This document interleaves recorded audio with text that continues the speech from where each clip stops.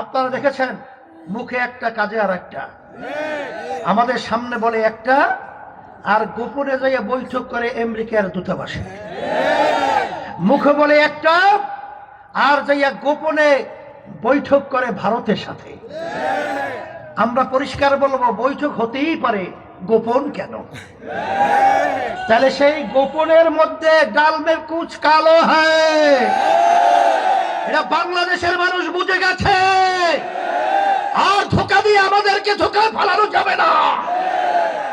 এই দেশকে রক্ষার জন্য, ইসলামকে রক্ষার জন্য যারা দেশকে ভালোবাসেন, আমরা মনে করছেন একা হয়ে গেছে, ঠিক না? আমরা একা নই, আমাদের সাথে আল্লাহ আছে, আমাদের সাথে সম্মানিত উলামায়ে কেরাম আছে।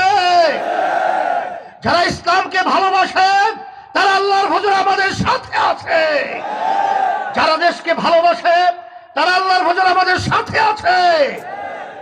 আমি সারা দেশে সফর করার পরে যারা দেখেছি, যারা নাকি দেশকে ভালোবাসে, ইসলামকে ভালোবাসে, যারা এই দেশের কল্যাণ চায়, মানুষের মুক্তি চায়, তারা ইসলামী আন্দোলনকে তারা সাদরে আন্তরিকভাবে গ্রহণ করেছে।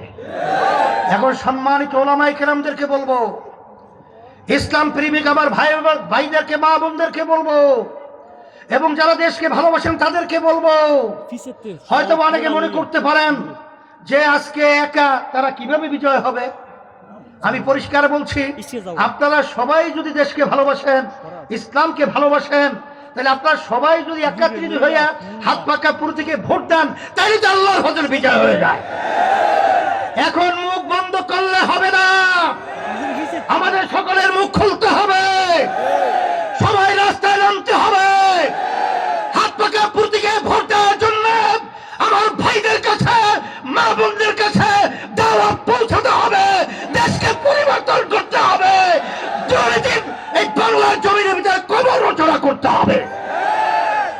আমরা সাথে সাথে সকলকে বলবো যে আমরা 54 বছর পর্যন্ত আমরা দেশ দেখেছি, আর বারবার মায়ের কোল খালি করতে চাই না, আমাদের দেশের টাকার বিদেশে পাচার করতে চাই না, আর ইসলাম নিয়ে তালবাহার আমরা দেখতে চাই না।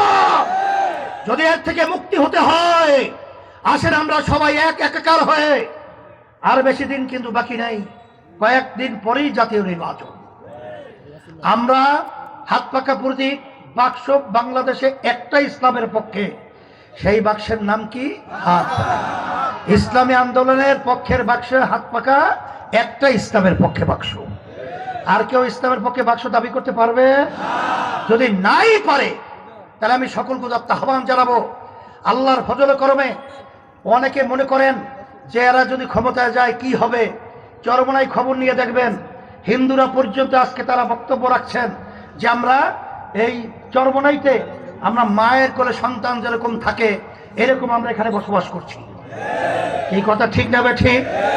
আওয়ামী লীগের ভাইরা ভয় পায়, অন্য আমার ভাইরা ভয় পায়। আমাদের আপনার বক্তব্য রেখে গেছেন, আমাদের দায়িত্বশীলরা বক্তব্য রেখে গেছেন।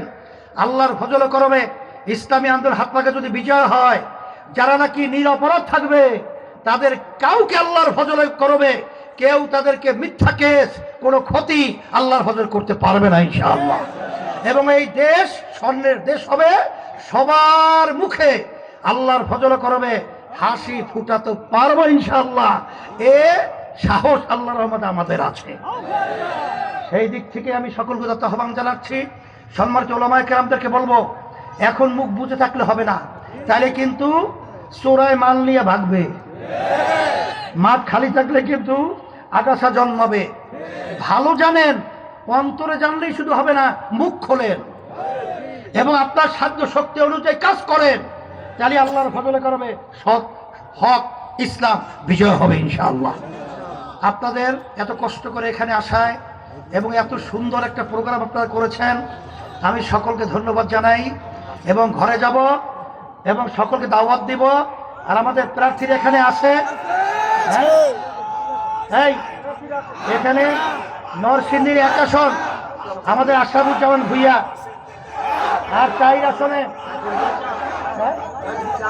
সাইফুল্লাহ প্রধান।